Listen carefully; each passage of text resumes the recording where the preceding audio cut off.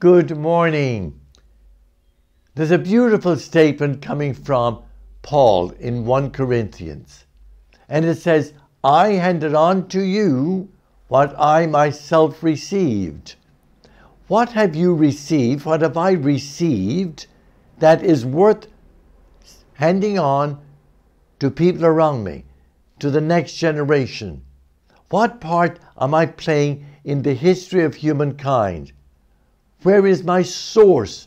Where is my source material?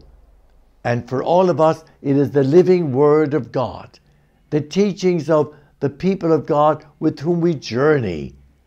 What am I handing on? We wonder sometimes what children are growing up with. Are they growing up with anything or with nothing? What is my generation handing on? What is your generation handing on? What do we want to take in our souls every day? So I am handing on, or I am forgetting what to hand on.